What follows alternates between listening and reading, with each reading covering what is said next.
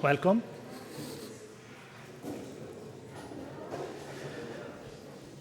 Hello, everybody. Good afternoon. Welcome to Rome, this beautiful place. Now is sunshine, so it is unusual in Rome to have 2 days raining, more than 2 days. So fortunately, this afternoon we'll be able to see at least through the windows, not the rain. Welcome to the convention of our European Access Academy, transitioning from preparation to implementation, approaching the pain points. The starting process, the starting of the HTA is January 12, 25, so a few weeks. We are just close, last mile, I guess. Rome. Rome is the place where the treaty of the first European nucleus, European Union nucleus, was established in 1957. So the birthday of the European Union, the first nucleus, was established here in Rome many years ago.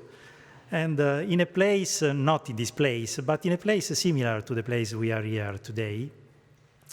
And I am very happy we are here to have the same spirit, the same unitary spirit leading the European Health Technology Assessment, to have one common final results, pulling together the different opinions and the different willingness, in this case from 27 countries. So we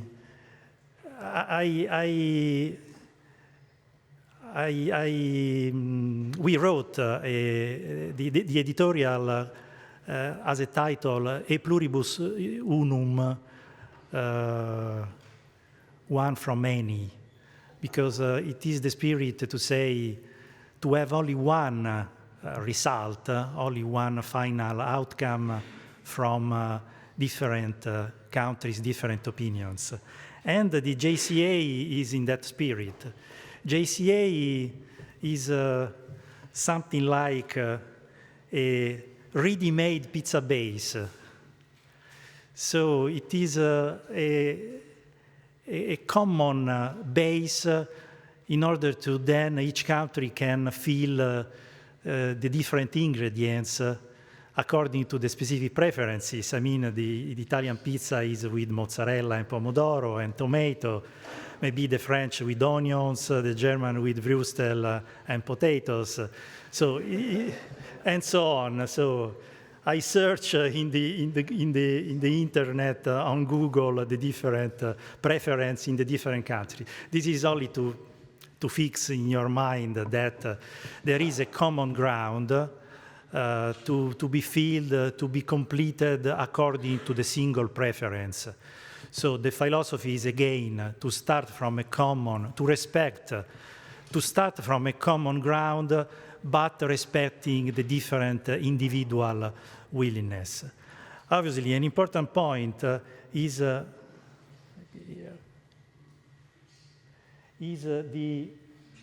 DAG ingredients are from the 27 countries.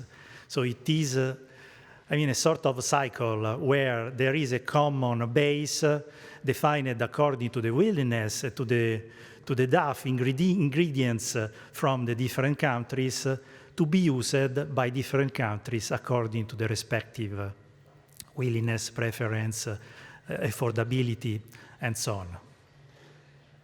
Given that, I wish you good afternoon.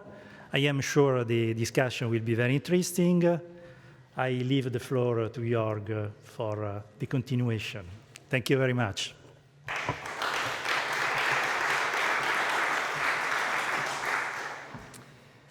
Thank you very much, Fabrizio, for this introduction and for all the great support and help with setting this up.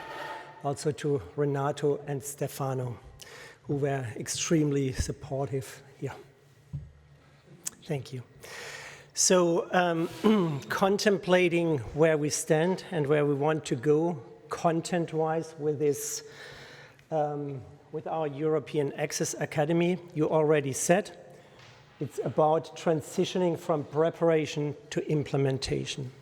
And last time at Erasmus, we ended with the 2 types of error, you might recall. And I thought, let's quickly contemplate this one again to continue, because we already have and will have a continuous discussion in this format. I hope so. And as you know, last time we said you have the type 1 error, which in the end, in our world, is additional funds for no additional output for patients or for society. And the type 2 error is if good stuff does not reach the patients. And in the end, we have to find the right balance on this one. This is just to recap this one, a slide on the left-hand side. Here, let me do it like this. I point to the left-hand side. A slide from the German price negotiator GKV Spitzenverband that they occasionally use. And they say price evolution, it's incremental. Our medicines are getting more expensive on a daily basis with the gene therapies, but available evidence is shrinking. We have an increasing number of single-arm trials. That's a fair point. And we have stressed healthcare systems, and if industry wants to be successful in this context, they of course have to demonstrate additional benefit to patients in this tough environment. On the other side, you see a slide that I have presented at the Eurodis meeting with François Huillet a week ago, and I put it like this, that I said, of course, on the left-hand side, you see there's a lack of RCT data. That's always the challenge, the single-arm trials. But on the right-hand side, you see the multiplicity of PICOs that we are facing, the challenge with the RCTs and ITCs, that ITCs are usually not accepted. Then the new personalized, targeted treatment paradigm, and so on and so on. So here's the other perspective to exactly the same thing that, let's say, on the left side is portrayed from the GKV Spitzenverband. In the end, the better the system, the better the balance they find for the society and the patients as a whole. But I want to add an additional element to this discussion on the 2 errors. And I want to make you now all uncomfortable. You have to decide by hand sign, please. And sorry for the people online, we just do it here.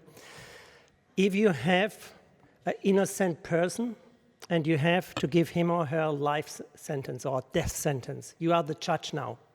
They have exactly the same type 1 or 2 error. Or a murderer who may go free. Where would you go? You have just one voice. Would you rather, I give you a second to think about, the murderer goes free or the innocent person gets a death penalty? Let's be brutal. Who would take the 1 error to let the murderer go free? Who would give a death sentence to the innocent person? Interesting. Very interesting. Now, we are in Rome. Where did this situation occur? Historically. This is a starting point of Christianity, if you think about it. Because they had the choice to let the murderer go free, that's Barabbas, or to let to give the innocent person the death sentence. And they decided to go for the 2 errors at the same time. That's a point 0 of Christianity. We are in Rome. So I thought, what an important point, and those are fundamental principles. You see it everywhere. We in our little HTA world see it, but you see if you contemplate the lose-lose situation that they currently have in Israel, whatever, those are the fundamental two errors, and you always have to try to find a balance. Back to our little world, our job is to make this one happen, that good medicines reach patients, but that we also have in mind, let's say, good evidence, have convincing evidence, and of course, healthcare budgets. EU HTA is not the decision maker, it's just an advisor. So that's why I like this statement from David Sackett, who said evidence-based medicine, let's say, might be hijacked by purchasers and managers of cost of healthcare. It would be a misuse and a misunderstanding. He said the scientific phase, from his perspective, should, as I read it, have a positive inclination. So with the HTA procedure, we should have a rather positive inclination.